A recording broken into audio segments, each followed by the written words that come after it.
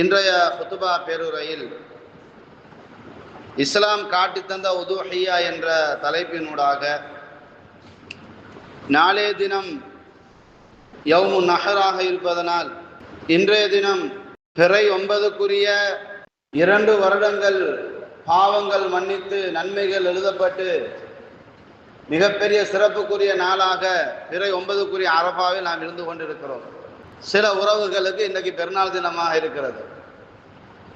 அன்பார்ந்த சகோதரர்களே, அல்லாஹும் அல்லாஹுடைய தூதரும் மார்க்கத்தை முழுமைப்படுத்தி 1400 வருடங்களையும் தாண்டி நாங்கள் அச்சில் அசையாது அல்லாஹ்வுடைய மார்க்கத்தை தூய்மையான வழியில் கற்று நேர்மையாக பயணிக்கிறோம் என்ற பேர் ஆனந்தத்தோடு, குறிப்பாக இபாதாக்கள் என்பது அல்லாஹுவால் இட்ட கட்டளை, அதற்காக அல்லாஹும் அல்லாஹ்வுடைய தூதரும் காட்டி தந்த வழிமுறை, பிரதானமாக குறிப்பாக இபாதாக்களினுடைய பல அடிச்சுவடுகள் இருந்தாலும் பிறை என்ற அடிப்படையில் தான் முழுமையாக எல்லா விதமான நோன்புகளையும் அல்லாஹும் அல்லாஹ்வுடைய தூதரும் காட்டி தந்திருக்கிறார்கள்.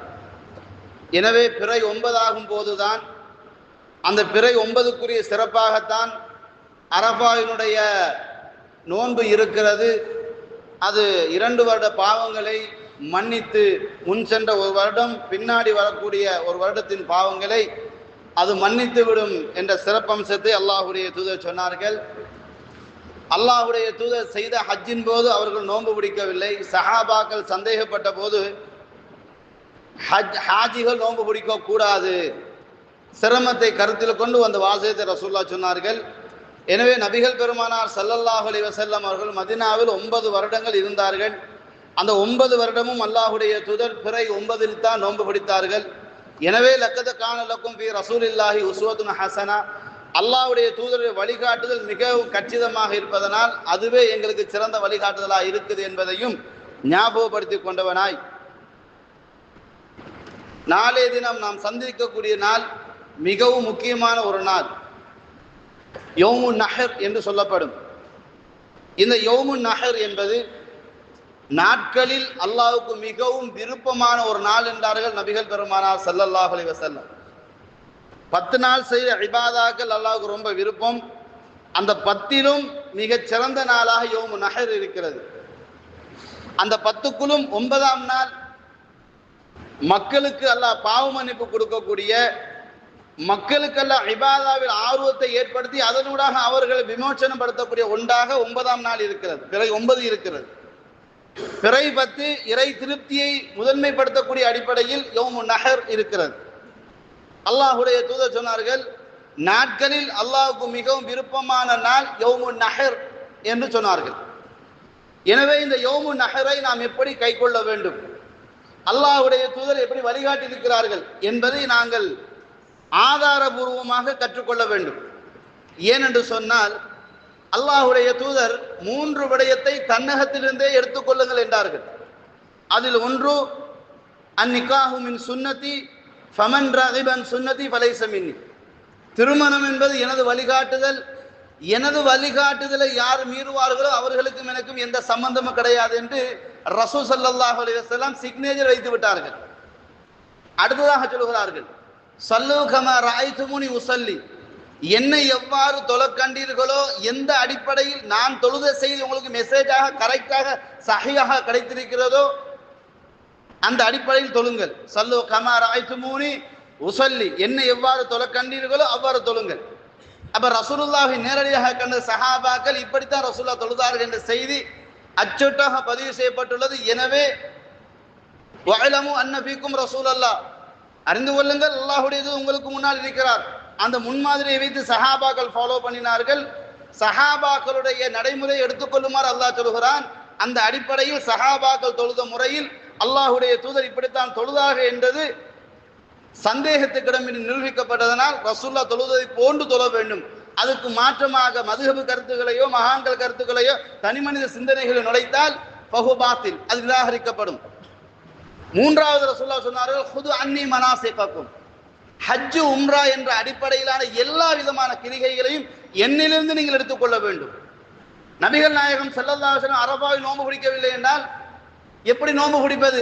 எப்பொழுது எங்க பிடித்தார்களோ அப்படி அந்த மெதட்டில் பிடிப்பது தான் சுன்னா.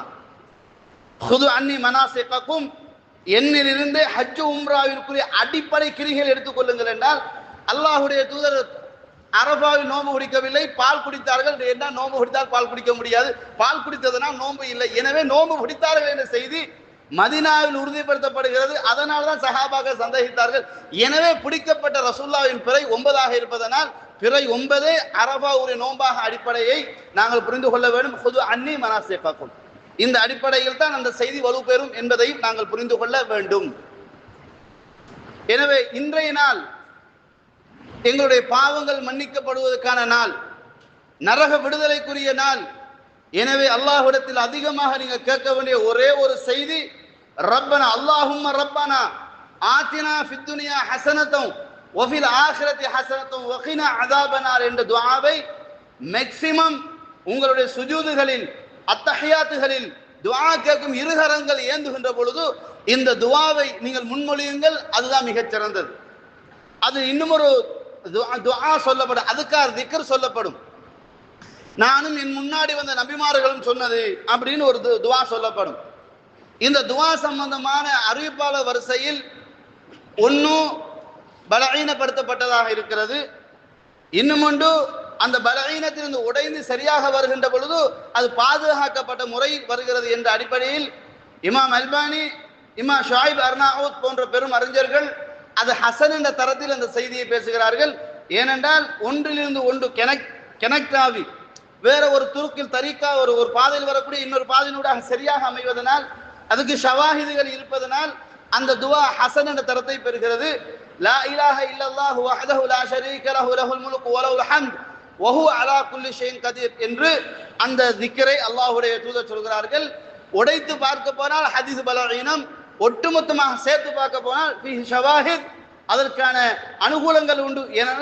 என்றால் அந்த ஹதீஸ் ஹசன் என்ற தரத்தில் மக்களுக்கு மத்தியில் நடைமுறைக்குரியதாக மாற்றம் பெறுகிறது. வல்லாஹு அஅலம். எனவே அன்றைய நாளுக்குரிய விடயம் இவ்வளவுதான். அடுத்ததாக யௌமு நஹர் வந்துவிட்டால் நமக்கு மத்தியில் உள்ள சில விடயங்களை நாங்கள் தீர்க்கமாக அறிந்து கொள்ள வேண்டும். அல்லாஹ்வுடைய தூதர் சொன்னார்கள், அதாவது துல்ஹஜ்ஜினுடைய தலைப்பிறையை கண்டுவிட்டால் யாரெல்லாம் உதுஹையா கொடுப்பதற்கு நாடுகிறார்களோ, மன் அராத, யார் உதுஹையா கொடுப்பதற்கு நாடுகிறார்களோ அவர்கள் முடிகளில் உள்ள முடிகளையும் நகங்களையும் கத்தரிக்காமல் வெட்டிவிடாமல் இருக்கட்டும். யார் உதுஹையா கொடுப்பதற்காக எண்ணுகிறாரோ அவர், இப்ப வாப்பா எண்ணுகிறார், 3 பிள்ளைங்க இருக்கிறாங்க, 2 பசங்க இருக்கிறாங்க, மனைவி இருக்கிறாங்க, அவங்களுக்கு இந்த ரூல்ஸ் வராது. யார் உதுஹியா கொடுப்பதற்கு யார் நியத்து வைக்கிறாரோ அவருக்கு மட்டும்தான் சட்டம். அப்ப வாப்பாக்கு மட்டும்தான் சட்டமே தவிர வீட்டுக்குள்ள உள்ள எல்லாருக்கும் அந்த சட்டம் வராது. அப்படி எந்த ஆதிதமும் கிடையாது. அப்ப எனவே யார் உதுஹியா கொடுப்பதற்கு எண்ணுகிறாரோ அவர் என்ன செய்யட்டும், முடிகள் வெட்டுவதையும் மீசைகள் கத்தரிப்பதையும் அவைய முடிகளை கலைந்து கொள்வதையும் தவிர்த்து கொள்ளட்டும். அடுத்ததாக நகங்கள் வெட்டுவதையும் தவிர்த்து கொள்ளட்டும் என்று ரசூலுல்லாஹ் சொன்ன செய்தியை நாங்கள் படிக்கிற முஸ்லிமில் வருகிறது. இன்னொரு செய்தி வரும், ஆயிஷா நாயகி சொல்வார்கள், அல்லாஹ்வுடைய தூதர் உதுஹியாவுக்குரிய ஒட்டகங்களை வாங்குவார்கள், நான் அதற்கு மாலைகள் சேர்த்து போட்டு கட்டி விடுவேன். ஆனால் ஹஜ்ஜாஜிகளுக்குரிய இஹ்ராத்துக்குரிய சட்டத்தில் எதுவும் எங்களுக்கு தடையாக அமையவில்லை என்ற செய்தி புகார்ல வரும். இப்ப இதை வைத்து நம்ம எதை புரிஞ்சு கொள்றது என்றால், இஹ்ராத்துக்குரிய அடிப்படையில் கணவன் மனைவி வாழ்க்கை செட் ஆகாது. அப்ப அவைகள் வந்துகிட்டு ரசூலுல்லா இருக்கிற பிரச்சனை இல்லை. ஆனா அடுத்த மனைவி சொல்றாங்க இல்லையா, நகங்கள் வெட்டக்கூடாது, முடிகள் களையக்கூடாது என்பது அது பிரத்யோகமான உள்ள சப்ஜெக்ட். ரெண்டையும் குழப்பி கூட பிரிவடையக்கூடாது. எனவே அது வேறு சப்ஜெக்ட், இது வேறு சப்ஜெக்ட். எனவே நகங்கள் முடிகளை வெட்டாமல் இருப்பது சிறந்த விடயம். ஒருத்தர் மறந்து போய் வெட்டிக்கிட்டார் என்றா அது என்ன, மறதி தானே.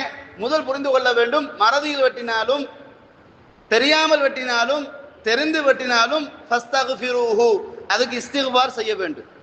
அதுக்கு கஃபாராவோ ஃபித்யாவோ கிடையாது. அப்ப ஒருத்தர் உதுஹியா கொடுக்க எண்ணிய ஒருத்தர் முடிகளை வெட்டி விட்டால், தெரிந்து வெட்டினாலும் தெரியாமல் வெட்டினாலும் மறந்து வெட்டினாலும் மறதியா வெட்டினாலும் அவருக்கு ஹுக்கும் என்ன,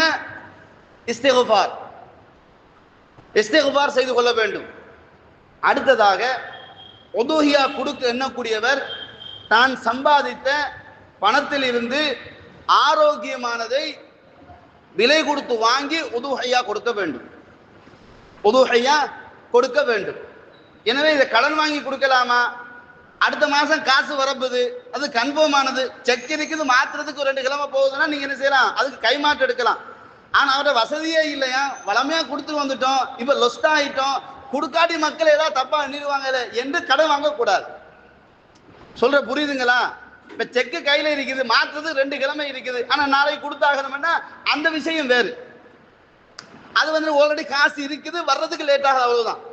ஆனா பரம்பரையா கொடுத்துட்டு வந்துட்டாராம், 30 வருஷம் கொடுத்துட்ட மௌலவி, இப்ப லொஸ்ட் ஆயிட்டேன், ஆனா கொடுக்காடி மக்கள் தப்பா பேசுவாங்க பாருங்க என்று மக்களுக்காக கொடுக்க போனீங்க. அப்ப நீங்க இபாத அல்லாஹ்வுக்காக செய்யவில்லை, மக்கள் திருப்திக்காக செய்தீர்கள். மன் சம்மஅ சம்மஹுல்லாஹு யௌமல் கியாமா. யார் உலகத்தில் விளம்பரப்படுத்த ஆசைப்பட்டாரோ மறுமையில் அல்லாஹ் விளம்பரப்படுத்தி அவரை கைவிட்டு விடுவான். அதனால் கடன் வாங்கி செய்யுங்கன்னு இஸ்லாம் யாரும் கட்டாயப்படுத்தல. இன்னதீன யுஸ்ர், மார்க்கம் இலகுவானது, கஷ்டப்படுத்திக் கொள்ளாதீங்க. இஸ்லாம் எவ்வளவு இலகுவானது தெரியுமா? இம்ரான் இப்னு ஹுசைன் கேட்கிறார், அல்லாஹ்வின் தூதரே, என்னால் நின்று தொழ முடியல, தொழுகை விடலாமான்னு தான் கேள்வி. ரசூலுல்லாஹ் சொன்னார்கள், சல்லி காயிமன், நின்று தொழுங்கள், ஃபஇல்லம் தஸ்ததி, உங்களுக்கு நின்று தொழ முடியவில்லை ஃபகாஇதன், உட்கார்ந்து தொழுங்கன்றாங்க அல்லாஹ்வுடைய தூதர். சுப்ஹானல்லாஹ், யோசித்து பாருங்கள். அப்ப இஸ்லாம் சலுகை கொடுக்கக்கூடிய மார்க்கம். அதனால் உங்கள் மீது நீங்களே கஷ்டத்தை போடாதீர்கள். லா யுகல்லிஃபுல்லாஹு நஃப்ஸன் இல்லா வுஸ்அஹா. உங்களுக்கு 10 கிலோ சுமக்கணும்னா 20 கிலோ சுமந்து இடுப்பை நம்ம உடைக்காதன்னு சொல்லக்கூடிய மார்க்கம் இஸ்லாம். அதனால கடன் வாங்கி உதுஹையா கொடுக்கணும் என்ற சட்டம் மார்க்கத்தில் கிடையாது. ரசூலுல்லாஹ் எப்படி சொல்றாங்க என்றால், ஜாபிர் ரலியல்லாஹு சொல்கிறார்கள், இன்னா குன்னா ஃபி ஸஃபரின் ஃபஹதரல் அதுஹா, நாங்கள் பயணத்தில் இருந்தோம், உதுஹையாவுடைய நாளை அடைந்து விட்டோம். பயணத்தில் இருக்கிறோம், உதுஹையாவுடைய நாளை அடைந்து விட்டோம். ஃபஅமரனா ரசூலுல்லாஹி ஸல்லல்லாஹு அலைஹி வஸல்லம், ரசூலுல்லாஹ் எங்களுக்கு ஏவினார்கள், ஒட்டகத்தில் 7 பேர், மாட்டில் 7 பேர். இன்னொரு ரிவாயத், ஒட்டகத்தில் 10 பேர், மாட்டில் 7 பேர் சேர்ந்து கொள்ளுமாறு ரசூலுல்லாஹ் எங்களுக்கு ஏவினார்கள் என்ற செய்தியை சஹீஹாக நாங்கள் படிக்கிறோம். அப்ப இது யாருக்கு ஏவினாங்க? அபூபக்கருக்கு ஏவல, ஏன்னா அவருக்கு ஒரு ஒட்டகம் கொடுக்குற டேலண்ட் இருக்குது. உஸ்மானுக்கு ரலியல்லாஹு ஏவல, ஏன் ஒரு ஒட்டகம் கொடுக்குற காசு பணம் இருக்குது. அப்துர் ரஹ்மான் அவுஃபுக்கு ரசூலுல்லாஹ் ஏவல, ஏன் அவருக்கு ஒட்டகம் கொடுக்குற காசு இருக்குது. யாருக்கு ஏவினாங்க தெரியுமா? முழுமையாக கொடுப்பதற்கு, ஒட்டகமோ ஒரு மாட்டையோ முழுமையாக கொடுப்பதற்கு யாரிடத்தில் பண வசதி இல்லையோ அவர்களுக்கு சொன்னாங்க 7 பேர் சேர்ந்து கொள்ளுங்க அப்படின்னாங்க. அவர்களுக்கு சொன்னார்கள் 7 பேர் சேர்ந்து கொள்ளுங்க அப்படின்னு ரசூலுல்லாஹ் ஏவுகிறாங்க. அப்ப ஒரு ஆளுக்கு ஒரு மாடு கொடுக்கிற சக்தி இருந்து, அதான் ரசூலுல்லாஹ் 7 பேருக்கு சொல்லிட்டாங்களேன்னு 7 பேர் சேரக்கூடாது. அது யாருக்குன்னா வசதி இல்லாதவங்களுக்கு.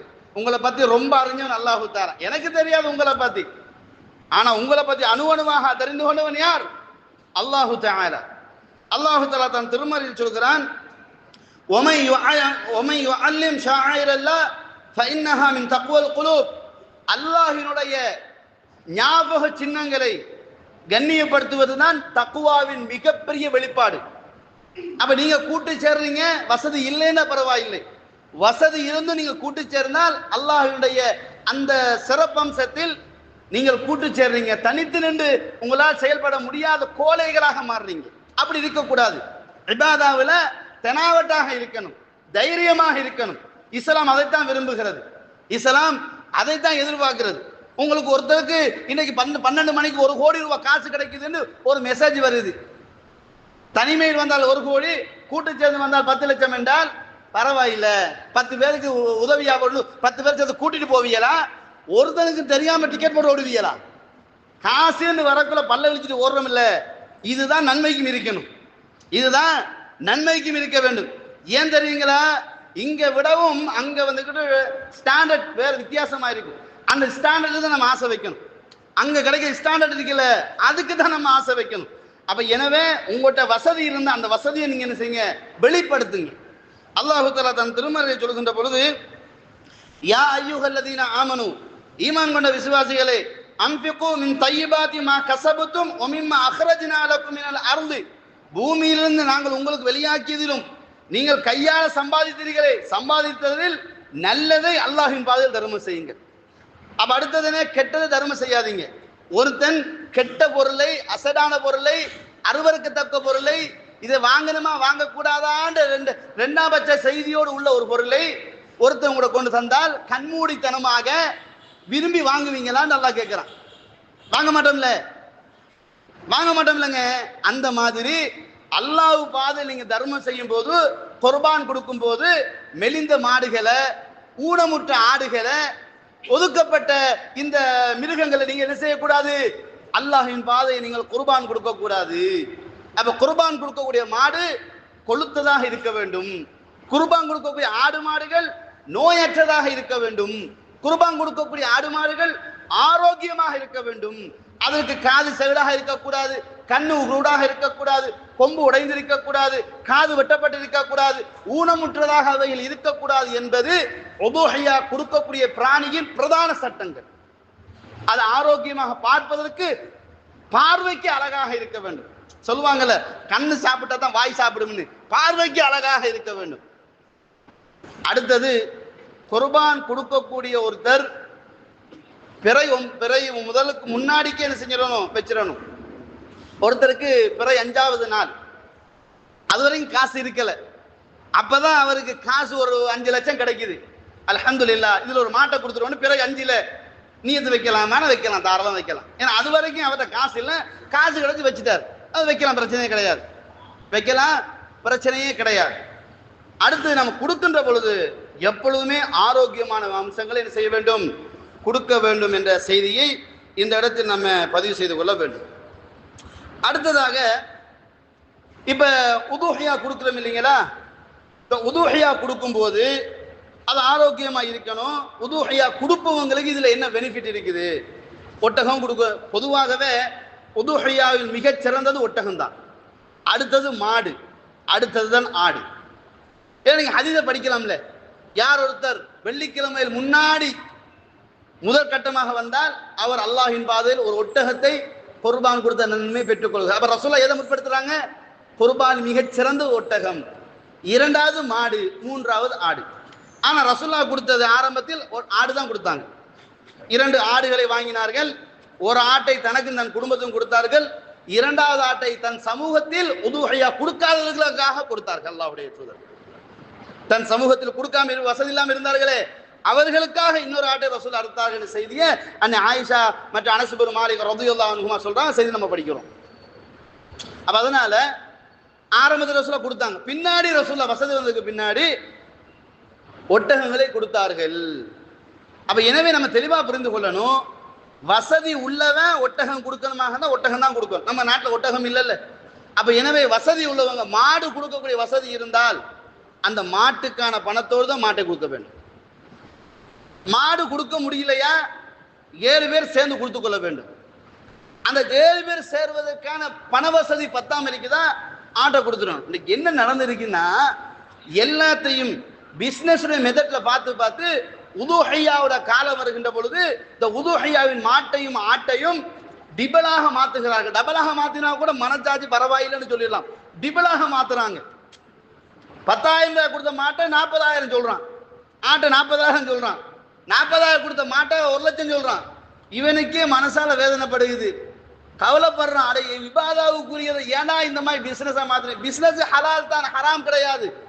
ஆனால் குறிப்பிட்ட இடத்துக்கு மட்டும் நீங்க மாத்துறீங்க பாருங்க, இது வந்துகிட்டு சமூக துரோகம். அது சமூக துரோகம். ஏன்னா அவன் இபாதாவுக்காக எடுக்க, அவன் பிசினஸுக்காக எடுக்கல. அவன் இபாதாவுக்காக எடுக்கிறானாக இருந்தால் உனக்கு அதுல பங்கு இருக்குது.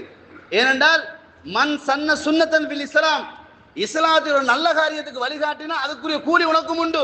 நீ ஏன் அதை பிசினஸா பாக்குற? ஒரு சேவையா பார்க்கலாம். இல்ல, இபாதாவில் ஒரு சேவையோட பகுதி இருக்குதுங்க. மனித நேயம், அதே மாதிரியான சமூக பற்று வேணும். ஒரு இபாதா என்று வருகின்ற பொழுது அதற்கான உரிமையை நீங்க கையாள வேண்டும். அன்றைய நாளை பயன்படுத்தக்கூடாது பிசினஸுக்காக. நீங்க பொதுவான சின்ன மார்ஜின் விற்கிறது குற்றம் அல்ல. இப்ப வளமையாக எடுக்கிறதுல இருந்து அதே மாதிரி ரேட்டை கொடுக்கறது பிரச்சனை இல்லை. ஏன் உதுஹியாவுக்கு மட்டும் இப்படி ஒரு வஞ்சக புத்தியை நீங்க உருவாக்குறீங்க? இது நேர்மை இல்லைன்னு உங்களுக்கே புரியுதா இல்லைங்களா? வளமைக்கு மாற்றமாக உதுஹியாவுக்கு மட்டும் நாங்க டிபல் சார்ஜ் வச்சா அதனால கிடைச்சிருந்து என்ன லாபம் இருக்குது? அல்லாஹு தாலாவுக்கு நீங்க எவ்வளவு தூரம் இறங்கி உங்கள் மனதை இலகுபடுத்துகிறீர்களோ அல்லாஹ் அதை விடவில்லை உங்களுக்கு இறங்கி வருவான். அப்ப எனவே குர்பானிய விவகாரத்தை வியாபாரத்தை மேற்கொள்ள ஒரு கூடிய உறவுகள் வளமையான மார்ஜினோடு உங்களுடைய வியாபாரத்தை மேற்கொள்வது உங்களுடைய ஈமானிய உணர்வுக்கு அது மிகவும் பொருத்தப்பாடாக இருக்கும். ஏனென்று சொன்னால் அல்லாஹு தாலாவினுடைய இந்த ஷஆயிர்களை, இந்த அடையாள சின்னங்களை கண்ணியப்படுத்துவது ஒரு தக்வாவின் வெளிப்பாடு என்றால் அதற்கு உதவி செய்வது, அதற்காக வேண்டி நீங்க சேவை செய்வது, அதுவும் தக்வாவின் வெளிப்பாடு தானே, அதுவும் தக்வாவுக்கு அடிப்படை தானே. அப்ப அதனால உதுஹையா மாடுகளை ஆடுகளை வியாபாரம் பண்ணக்கூடிய உறவுகள் அன்றைய நாளை வச்சு சந்தர்ப்பத்துக்கு கழுத்தறுத்துறாதீங்க, அவன் மனசுல வேதனை உண்டுபடுத்திடாதீங்க. அப்ப அதனால உதுஹையாவுடைய விவகாரத்தில் கவனமாக இருந்து கொள்ளுங்கள். அடுத்தது இன்னொரு விஷயம்தான், ஊனமுற்ற மாடுகளை ஆடுகளை வாங்கிட்டு வந்துட்டு இன்றைக்கு நல்லா தான் இருந்துச்சு இரவு தான் மாடு குத்தினு போய் சொல்லாதீங்க. நம்மெல்லாம் அந்த மாதிரி வேலை பண்றாங்க, அதெல்லாம் கூடாதுங்க.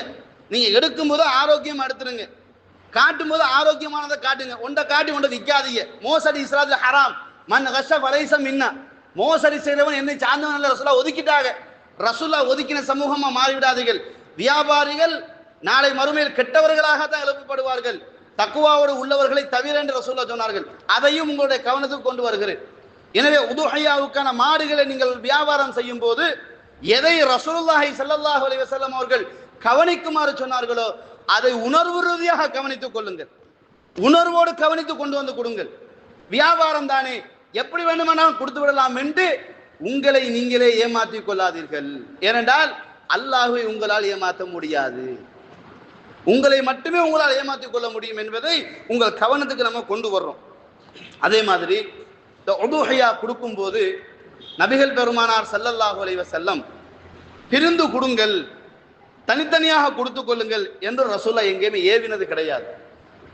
சமூகத்துக்கு சொல்லுகின்ற பொழுது கூட இந்த பொதுவாக நம்ம ஒரு செய்தியை படிக்கணும்.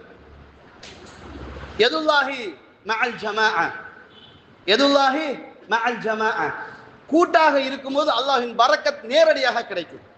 அதான் ஒரு பேருடைய சாப்பாடு 2 பேருக்கு போதும் என்று ரசூலா சொன்னாங்க. 2 பேர் சாப்பாடு 3 பேருக்கு போதும் என்று ரசூலா சொன்னது காரணம் என்னன்னா பிரிஞ்சிராது என்று அர்த்தம். இப்போ குர்பானை பொறுத்த வரைக்கும் எல்லோருடைய உள்ளமும் ஒன்றாக பயணிக்கிறது. நானும் சாப்பிடணும், என் பக்கத்து வீட்டுக்காரனும் சாப்பிடணும், என் குடும்பத்தில் உள்ள ஏழைகளும் சாப்பிடணும், என் ஊர்ல உள்ள ஏழைகளும் சாப்பிடணும் என்று இதுதான் இதனுடைய பிரதான நோக்கம். இதனுடைய பிரதான நோக்கம் அப்படி இருந்தால் தனித்தனியாக அறுத்து விட்டோம் என்றால் 10 பேரும் 10 ஒரே ஆளுக்கு 10 தான் கொடுத்து விட்டோம் என்றால் கொடுக்கப்படாதவர்கள் கொடுக்காம இருந்தால் அவங்க மனசு கஷ்டப்படுமா இல்லையா? அப்ப அதனால நிர்வாகம் என்ற ஒரு அமைப்பை இஸ்லாம் அழகாக கட்டி அமைத்திருக்கிறது. நபிகள் பெருமானார் ஸல்லல்லாஹு அலைஹி வஸல்லம் வாழ்க்கையோடு நீங்க சம்பந்தப்பட்டு பாருங்க. இந்த கூட்டாக சேர்ந்து கொடுக்கிற மக்களுக்கு விநியோகம் என்று வருகின்ற பொழுது அது கூட்டமைப்பு நிச்சயமாக இருக்கும். ஜக்காத்துல் ஃபித்ர் எடுத்துக்கொள்ளுங்க, ரமலானுடைய காலத்தில் ஜக்காத்துல் ஃபித்ர் இருக்கல, இது கூட்டமைப்போடு தான் கொடுக்க வேண்டும், தனியாக கொடுக்கிறது அல்ல. ஜக்காத்தை எடுத்துக்கொள்ளுங்க, ஜக்காத்தை சேகரித்து கூட்டாக தான் கொடுக்கப்பட வேண்டும். எனவே உதுஹையா என்ற ஒன்றும் இதே மெத்தடை நீங்க யோசிச்சு பாருங்க.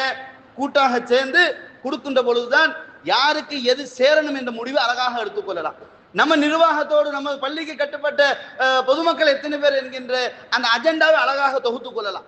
அப்ப இஸ்லாம் கட்டமைப்போடு வாழக்கூடிய மார்க்கத்துக்கு கூட்ட அந்த கல்லறிஞ்சு கூட்ட கலைச்ச மாதிரி ஒவ்வொருத்தரும் ஒவ்வொரு சிந்தனையில் வாழ்ந்துடாதீங்க. அப்ப அதனால உதுஹையாவுடைய நாள் நாளைய நாள் என்றால், யௌமு நஹர் நாளைய நாள் என்றால் அதற்கு எல்லாரும் ஒன்று சேர்ந்து வாங்க. நீங்க நான் தனிப்பட்ட ரீதியாக கொடுங்க, தனிப்பட்ட மாட்டை கூட்டாக என்ன செய்யுங்க, எல்லோரும் சேர்ந்து ஒருத்தர் அறுத்து ஒருத்தர் குமிச்சிட்டீங்கன்னா உங்களுக்கு ஒரு பகுதி வந்துடும், உங்க குடும்பத்துக்கான ஒரு பகுதி வைத்திரும், மீதம் உள்ளது ஏழைகளுக்கான பகுதியா மாறிடும். அந்த மெத்தடுக்கு வாங்க. இஸ்லாம் எங்களுக்கு அழகிய முறையில் ஒவ்வொன்றையும் காட்டி தரும் போது என்னுடைய இது நான் பார்த்துக்கொண்டு போகாதீங்க, அப்படி இஸ்லாம் வழிகாட்டல.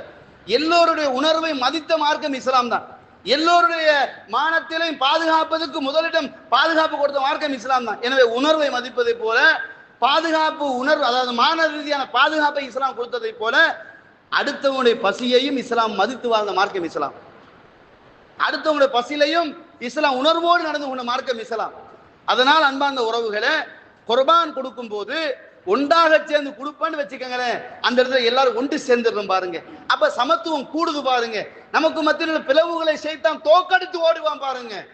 ஷைத்தானை விரட்டுவது எமது இபாதாவின் முக்கிய நோக்கமாக இருக்க வேண்டும். எனவே அந்த அடிப்படையில் கூட்டு சேர்வதனால், நம்ம எல்லோரும் ஒன்றாக சேர்ந்து ஒருத்தர் அறுத்து ஒரு மெதட்டில் பங்கிடுவதனால் எந்த நம்மளை சேர்ந்த உறவுகளுக்கு அநியாயம் நடைபெறதுக்கு வாய்ப்பு கிடையாது. கிடைக்காமல் போவதற்கான வாய்ப்பு கிடையாது. அட்லீஸ்ட் ஆக குறைஞ்ச ஒவ்வொருத்தருக்கும் 3 கிலோவாவது போய் சேர்ந்தா ஒரு 5 நாளைக்கு திருப்தியா சாப்பிட்டு அல்ஹம்துலில்லாஹ் சொல்லுவாங்களா இல்லையா? எனவே அந்த முறைமையை நீங்கள் கடைபிடிக்குமாறு சுன்னா ரீதியான வழிகாட்டுதலாக உங்களுக்கு நம்ம சொல்லிக் கொள்றோம். அடுத்த விஷயம் என்ன அப்படின்னு சொன்னா, உதுஹியா எப்ப கொடுக்கிறது, உதுஹியா எப்ப கொடுக்கிறது என்ற கேள்வி முக்கியம். பதிலும் அதுக்கு தெளிவாக இருக்க வேண்டும். நபிகள் பெருமானார் ஸல்லல்லாஹு அலைஹி வஸல்லம் அவர்கள் தொழுவார்கள், முதல் கட்டமாக அறுப்பார்கள், அறுத்ததிலிருந்து தான் சாப்பிடுவார்கள், பிறருக்கு கொடுப்பார்கள். இப்ப நம்ம என்ன பண்றோம் அப்படின்னா, அதான் வந்துக்கிட்டு இன்றைக்கு இன்னும் கொடுக்கலாம், நாளைக்கு மறுக்கலாம், நாளான்னைக்கு மறுக்கலாம் என்ற முடிவு எடுக்கிறோம். இல்லை, அது தவறு. ஹதீஸை நீங்கள் பார்க்க வேண்டும், குர்ஆனை பார்க்க வேண்டும். குர்ஆன் உங்களுக்கு எப்படி ஏவுகிறது? ஃபஸல்லி ரப்பிக்க வன்ஹர். நெக்ஸ்ட் அதுதான் வேலை. உம்மா பார்க்க போறது, வாப்பா பார்க்க போறது, மச்சானை பார்க்க போறது, மச்சினிச்சை பார்க்க போறது, இதெல்லாம் ஆஃப்டர் தட். அது குர்பான் தான் பெஸ்ட். ரசூலா எப்படி வழிகாட்டினாங்க தெரியுமா? அந்த வசனத்தை ரசூலா எப்படி நடைமுறைப்படுத்தாங்க தெரியுமா? தொழுவிச்சுட்டு வந்து கத்தி எடுப்பாங்க, ஆட்டா இருப்பாங்க, உரிப்பாங்க, சாப்பிடுவாங்க, சாப்பிட்டு கொடுத்தா மற்ற வேலை மூச்சு விடுவாங்க. இதுதான் ரசூலுல்லாஹ் சுன்னா. அப்ப எப்படி நம்ம நாளைக்கு மறுநாள் போடுவது? ஐயாமு தஷ்ரீக் இருக்குதானே, அது இருக்குதா இல்லையா ரெண்டாவது சப்ஜெக்ட், அது வேற பிரச்சனை. முதலில் அறுப்பதற்கு மிகவும் தகுதியானது ஃபஸல்லி ரப்பிக்க வன்ஹர் யௌமுன் நஹர். அதுதான் சுன்னாவுக்கு மிகவும் நெருக்கமானது. குர்பான் கொடுப்பது முதல் கட்டம் அதுதான். சலாம் கொடுத்தாச்சா, பயான கேட்டாச்சா, அதே இடத்துல உட்கார்ந்து யாரோ என் கையில் துவா செஞ்சாச்சா, கத்திய தூக்கினாச்சா, கழுத்தறுத்தாச்சா, அவ்வளவு. இதுக்கு பிறகுதான் உங்களுக்கு காலை சாப்பாடே வரணும். நம்ம என்ன பண்றோம்? வாப்பா வாங்க, அம்மா விட போவோம், சரி வாங்க போச்சு போய்த்துறது, எங்க குர்பான் கொடு, அது நாளைக்கு கொடுக்கலாம். நாளைக்கு டைம் போடுறது உங்களுக்கு யாரும் வழி தந்தா? முதல்ல அதை சொல்லுங்க. உங்களுக்கு யாரு அனுமதி தந்தா நாளைக்கு செய்யுங்கன்னு போட்டு? யாருக்கும் அனுமதி இல்லை. முதலாவது உன் கட்ட வேலை அதுதான். முடியாத நிலை வந்தா அது வேற சப்ஜெக்ட்.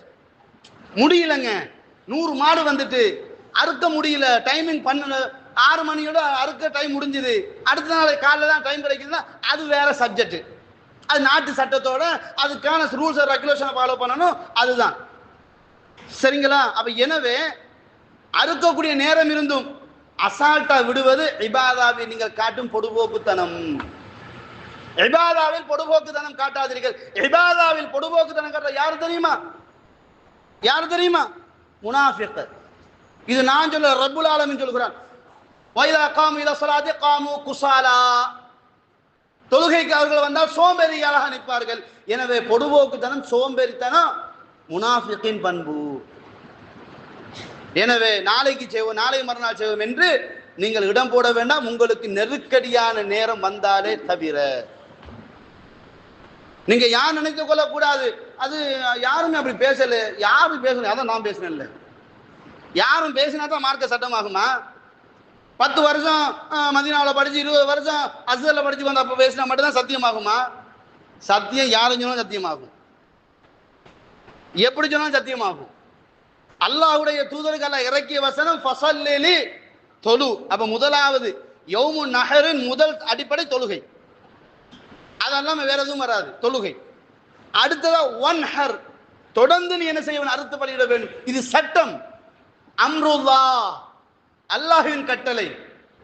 ஹாகதா ஃபஅல நபியுனா ஸல்லல்லாஹு அலைஹி வஸல்லம். எங்கள் உயிரை விட மேலான அல்லாஹ்வுடைய தூதர் அடுத்த கட்டம் செய்ததும் அது மட்டும்தான், வேற எதுவும் செய்யல. எனவே அன்பார்ந்த இஸ்லாமிய உறவுகளே, முடியாத நிலை வருகின்ற பொழுது, நேரம் இடம் கொடுக்கவில்லை என்று வருகின்ற பொழுது மறுநாளைக்கு நீங்கள் ஒத்தி வைத்தல் என்பது உங்கள் மீது குற்றம் அல்ல. ஆனால் எல்லா விதமான டைம் இருந்தும் எங்க சந்தோஷம் தான் எங்களுக்கு முக்கியம் என்று இபாதாவை கையெடுத்தீங்க, இது முனாஃபிக்கத்தனம். அல்லாஹ் பாதுகாக்க வேண்டும். இது நான் சொல்லல, கடைசியா சொல்லக்கூட புதிய பத்துவா கொடுத்து போறான் ரோட்டு. ஏன்னா அவன் நிறைய பேருக்கு அதுதான் மென்டாலிட்டியா இருக்குது. அப்படி அல்லாஹ் சொல்றான், ஃபஸல்லி ரப்பிக்க வன்ஹர், தொழு, அப்புறம் அறுத்து பலியிடு.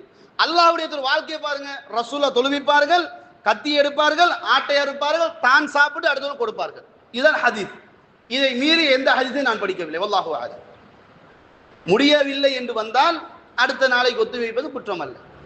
ஆனா எங்களுக்காக வேண்டி நாங்கள் ஒத்தி வச்சுட்டு போறோம் என்று இபாதாவில் கையடிக்காதீர்கள், அது நேர்மை அல்ல. அடுத்ததாக இந்த உதுஹியாவுடைய விவகாரத்தில் மேலும் சில தகவலை நாம் என்ன செய்ய வேண்டும்? அறிந்து கொள்ள வேண்டும். எனவே அன்பார்ந்த இஸ்லாமிய உறவுகளே, உதுஹியா கொடுக்கக்கூடிய உறவுகள் அந்த விடயத்தில் நபி வழியை கச்சிதமாக பேணிக் கொள்ளுமாறு வேண்டிக் கொள்கிறேன். ஹாதா இல்மி வல் இல்மு இன்தல்லாஹ் வஸ்தக்ஃபிருஹு இன்னஹு லகஃபூருர் ரஹீம். அன்பார்ந்த இஸ்லாமிய சகோதரர்களே, இந்த உதுஹியாவை பொறுத்த வரைக்கும் அல்லாஹு தஆலா சொல்கிறான், லை யனாலுல்லாஹ லுஹூமஹா வலா திமாஉஹா வலாக்கின் யனாலுஹு தக்வா. அதாவது குர்பான் கொடுக்கறதுனால இந்த குர்பான் கொடுக்க ஆடு மாடு எல்லாம் அல்லாட்ட போகிறது கிடையாது, அதனுடைய இறைச்சிகளும் அல்லாட்ட போவது கிடையாது. வலாக்கின் யனாலுஹு தக்வா, உங்களுடைய இறையச்சம் மட்டுமே அல்லாஹ்வை சென்றடைகிறது. சில பேர் சொல்லுவார்கள், முடிக்கு ஒரு நன்மை இருக்குது, இறைச்சிக்கு ஒரு நன்மை இருக்குது, அது மட்டும் இன்னும் எக்ஸ்ட்ரா சொல்லுவார்கள், நாளை மறுமையில் உங்களுக்கு அது வாகனமாக வந்து நிற்கும். வருஷம் கொடுத்தவனுக்கு எத்தனை வாகனம் வந்து நிற்கும் தெரியாது. இப்போ ஒன்று கொடுத்தா ஒரு வாகனம் வந்து நிற்குங்க. ஒவ்வொரு வருஷம் நான் கொடுத்துட்டு வந்தேன், எத்தனை வாகனத்தில் நான் ஏறுறதுக்கு அடுத்த வாகனம் கோவிக்குமா கோவிக்காதா? அப்போ அதனால அப்படியெல்லாம் ஹதீஸ்கள்லாம் சரியான ஹதீஸ்கள் நம்ம அறிந்தது கிடையாது. ஒரே ஒரு செய்தி வருகிறது, நபிகள் நாயகம் ஸல்லல்லாஹு அலைஹி வஸல்லம் அவங்க ஃபாத்திமா நாயை கூப்பிட்டு சொல்றாங்க, ஃபாத்திமாவே எழுந்து சென்று உனது குர்பானியை உன் கையாளாறு, அதிலிருந்து விழும் ஒரு சொட்டு ரத்தம் பூமி அடைவதற்கு முன்னாடி உன் பாவங்கள் எல்லாம் மன்னிக்கப்படும். இந்த ஹதீஸ் பலஈனமான செய்தி, அந்த ஹதீஸ் பலஈனமான செய்தி. எனவே குர்பான் கொடுக்கும் போது லில்லாஹி ஃபகத், அல்லாஹ்வுக்காக மட்டும் கொடுக்கிறேன் என்றால் நாளைக்கு கொடுக்கணும் முடிவெடுத்துடலாமா? எடுக்க மாட்டோம். இல்லை, என் ரப்போட திருப்தி தான் எனக்கு முக்கியம். அப்போ உடனடியாக தொழுதமா அடுத்த கட்ட காலம் அறுத்து விட வேண்டும். அப்ப எனவே ரத்தத்துக்கான கூலி உண்டு, சதைக்கான கூலி உண்டு, கொழும்புக்கான கூலி உண்டு, அதே கொழுப்புக்கான கூலி உண்டு, நரம்பு நாடிக்கான கூலி உண்டு என்பதெல்லாம் கிடையாது. அல்லாஹ்வுக்கா அறுத்தீங்களா, அல்லாஹ் தனக்கா அறுத்ததை அல்லாஹ் ஏற்றுக்கொள்வான். குல் இன்ன ஸலாத்தி வ நுஸுகி வ மஹ்யாய வ மமாத்தி லில்லாஹி ரப்பில் ஆலமீன். இன்ன ஸலாத்தி வ நுஸுகி, இந்த அறுத்து பலியிடுறது அல்லாஹ்வுக்கு சொந்தம். அது அழகாக சொல்லப்பட்ட டைமுக்கு சொல்லப்பட்ட நேரத்துக்கு செல்லப்பட்ட முகாமைத்துவம் அடிப்படையில் அது கொடுக்கப்பட வேண்டும் என்பது கவனமாக இருக்க வேண்டும். அடுத்ததாக உதுஹியா கொடுக்கக்கூடிய உறவுகளே, இன்னும் சில செய்திகளை சொல்லிடுறேன், டைம் முடிஞ்சது நினைக்கிறேன், என்றாலும் இடத்த சொல்லி முடிச்சிடுறேன். குர்பான் கொடுக்க நீங்க எண்ணும்போது நீங்க அருங்க, அறுக்க இயலாட்டி அறுக்க பழக்கமான அதுக்கு தகுதியான ஒருத்தரை வச்சு அறுக்க வைங்க. மாடுகளை ஆடுகளை நோவினப்படுத்தாதீங்க. 7 பேர் அறுக்கிறேன்னு 7 பேரும் கத்திய தூக்கி வைத்திராதீங்க, அது ரொம்ப அநியாயம். ரசூல் ஸல்லல்லாஹு அலைஹி வஸல்லம் 7 பேர் கூட்டு சேர்ந்தால் 7 பேரும் சேர்ந்து அருன்னு ரசூலுல்லாஹ் வதைப்படுத்த சொல்லல, கவனத்தில் வச்சு கொள்ளுங்க. அதுல 7 பேர் இருக்கிறீங்களா, 7 பேர் ஒருத்தர் அழகாக அறுக்க தெரிந்தவராக இருந்தால் எதை பிடித்து அறுத்தால் உயிர் போகும் அதை பிடிச்சு அறுத்துருங்க. கொஞ்சம் பேர் அறுத்து போட்டு நெஞ்சுக்குள்ள குத்துவாங்க, டக்குன்னு போகணும். ஏன்டா இப்படி நான் கொலை செய்றீங்க? அப்படிலாம் செய்யாது, அறுத்து போட்டு விடுங்க, தானா உயிர் பெறுங்க. அதுக்கு பிறகு நீங்க என்ன செய்யுங்க, மற்ற வேலையை செய்யலாம். அவசரப்பட 100 மாடு வந்து இருக்குது, நான் 100 மாடுல 1000 மாடு வந்தாலும் அதற்குரிய மெதட்டை பேணி பாதுகாத்துக் கொள்ள வேண்டும், கத்தியை கூர்மையாக வைத்துக் கொள்ள வேண்டும். ஒரு மிருகத்துக்கு முன்னாடி இன்னொரு மிருகத்தை வச்சு அறுக்கக்கூடாது, ஏன்னா அதுக்கும் உணர்வு இருக்குது, அதுக்கும் கண்ணீர் இருக்குது, புரியுதுங்களா? அதனால அதை மாதிரி கவனத்தில் கொள்ளுங்க. அதே சமயம் அறுத்து போட்டோம் என்பதற்காண்டி தூக்கி அங்கங்க போட்டுட்டு சமூகத்துக்கு அவப்பேரை எடுத்து கொடுக்காதீங்க. அறுக்கப்பட்ட மிருகத்தினுடைய கழிவுகளை அதற்குரிய முறையில் அதை சரி செய்து விடுங்கள். அடுத்ததாக உதுஹியாவுடைய தோட்களை விற்பனை செய்யாதீர்கள். ரசூலுல்லாஹ் சொன்னார்கள், மன் பாஅ, யார் ஒருத்தர் உதுஹியாவின் இறைச்சியுடைய தோலை, அந்த ஆட்டின் மாட்டின் தோலை வியாபாரம் பண்ணுகிறாரோ ஃபலா உதுஹியத லஹு, அவருக்கு உதுஹியா கிடையாது என்று சொன்னார்கள். அதை இன்னும் தேடி படிக்கும்போது இப்னு உமர் ரலியல்லாஹு அன்ஹு அவர்கள் உதுஹியாவினுடைய தோலை விற்பனை செய்தார்கள். அந்த காசை தர்மம் செய்துவிட்டு போயிட்டே இருந்தாங்க, தனக்கு எடுக்கல. ஏனென்றால் உதுஹியா என்பது பிறருக்காக கொடுப்பதற்காக நம்ம என்றது, அது சாப்பாட்டுக்கு மட்டும் எடுக்கலாமே தவிர வியாபாரம் வந்து விடக்கூடாது. மாடு அறுத்தவனுக்கு தலை எடுத்துக்க சட்டம் போடக்கூடாது. பங்குகள் கொடுப்பது வேறு விஷயம், ஆனா வியாபாரம் செய்யக்கூடாது. அடுத்ததாக உதுஹியாவில் இருந்து அறுத்தவனுக்கு கூலி கொடுக்க கூடாது. அலி பின் அபி தாலிப் ரலியல்லாஹு சொல்லுகிறார், ரசூல் ஸல்லல்லாஹு அலைஹி ஏவினார்கள், உதுஹியா கொடுப்பதிலிருந்து உதுஹியா கொடுத்த ஆட்டு மாட்டினுடைய இடத்திலிருந்து அதிலிருந்து அதுக்கான கூலியை கொடுக்க ரசூலுல்லாஹ் தடுத்தார்கள். அப்படி கொடுக்க கூடாது. அறுக்கிறியா, உனக்கு 100 ரூபா 1000 ரூபா தர்றேன், அறுத்துட்டு போனா அது 1000 ரூபா ஓம்ப கட்டல போகணும். இதுல இருந்து அதுக்கு குறைஞ்சு கொடுக்க கூடாது, புரியுதுங்களா? உதுஹியாவுடைய ஆடு மாடு எடுக்கிற கொள்வனக்கு காசு அது முழுமையா முடிஞ்சிடணும். இந்த சொபிம்பேக்கு அதுல இருந்தெல்லாம் ஆட்டை போடக்கூடாது. அதெல்லாம் வேறு அவங்களுடைய எக்ஸ்ட்ரா தர்மமாக போய் சேர வேண்டும். சரிங்களா? அதையும் கவனத்தில் கொள்ள வேண்டும். அடுத்ததாக முக்கியமான பாயிண்ட் இதுதான். நம்ம வந்துட்டு எல்லா சமூகத்தோடையும் வாழ்றோம். நம்ம எல்லா சமூக மக்களோடையும் வாழ்றோம். இந்த மக்கள் நமது விஷயத்தில் அதிகமாக அக்கறை கொள்வாங்க. பெருநாள் வந்துட்டா வட்டலாபம் கேட்பாங்க. உண்மையா பொய்யாங்க? நம்ம வீட்டில் ஏதாவது விசேஷம் வந்துட்டா அப்படி என்னன்னு கேட்பாங்க. அதுவே ரமலான் வந்துட்டா எங்களுக்கு கஞ்சி தர மாட்டீங்களான்னு கேட்பாங்க. ஏன்னா அவங்களுடைய முஹப்பத் நம்ம விஷயத்தில் இருந்தால் நம்மளுடைய முஹப்பத் அவங்க விஷயத்தில் இருக்கணும். அதுக்காக வேண்டி இபாதாவில் கூட்டு சேரக்கூடாது, அது ஹராம். அவங்களுடைய இபாதா அவங்களுக்குரியது, நம்மளை நாடி வருகின்ற தட்டிவிடக்கூடாது. ஏன்? அல்லாஹ் எல்லாருக்கும் பொதுவானவன். அல்லாஹ் எல்லாருக்கும் பொதுவானவன். நாம ஏற்றுக்கொண்டதால முஸ்லீமா இருக்கிறோம், ஏற்றுக்கொள்ளாடி அவங்க மற்ற நிற்கிறோம், அவ்வளவுதான் வித்தியாசம். சரிங்களா? அதனால நமது இறைவனுக்காக நாம செய்யக்கூடிய எல்லாம் அடுத்த மக்களுக்கு உரிமை உண்டு. அதுல இரண்டு கருத்து இருக்கிறது. ஒரு கருத்து என்னவென்றால் மதுஹப் ரீதியான கருத்துக்கள் கொடுக்கக்கூடாது, ஏன்னா அது ஒரு இபாதத்து என்ற ஒரு சட்டம் இருக்குது. வல்லாஹு ஆலம். ஆனால் குர்ஆனிய வசனமும் நபிகளாருடைய போதனையும் நமக்கு வசியத்தாக சொல்லுகின்ற பொழுது அல்லாஹு தஆலா குர்ஆன் சூரா மும்தஹினாவின் 8ஆம் வசனத்தை சொல்கிறான், லா யன்ஹாகுமுல்லாஹு அனில்லதீன லம் யுகாத்திலுக்கும் ஃபித்தீன் வலம் யுக்ரிஜுக்கும்.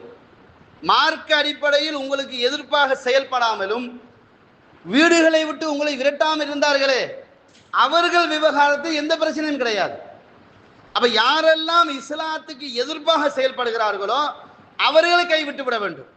அது அல்லாத நம்ம பக்கத்து வீடு, நம்மளுடைய வியாபாரத்தில் பார்ட்னரு, நம்ம தொழிற்சாலையில வேலைக்கு இருப்பாங்க, இவங்களுக்கெல்லாம் உதுஹையா கொடுக்கலாமான்னா தாராளமாக கொடுக்கலாம், எந்த மாற்று கருத்தும் கிடையாது. ஆனால் முஸ்லீம்கள் இருக்கும்போது முஸ்லீம்களுக்கு கொடுக்காம அடுத்தவங்க கொடுக்கணும் போகக்கூடாது.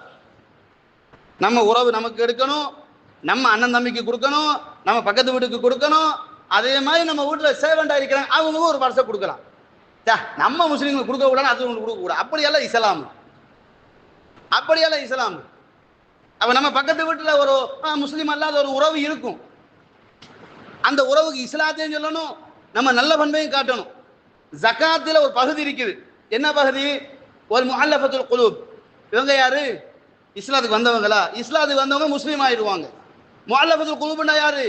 இஸ்லாத்து மீது நல்லெண்ணம் கொண்டவர்கள். நல்லெண்ணம் கொண்டவர்களுக்கே ஜகாத்தில் பங்கு உண்டு என்று வருகின்ற பொழுது இதுல மட்டும் எப்படி பிரிவினை காட்ட முடியும்?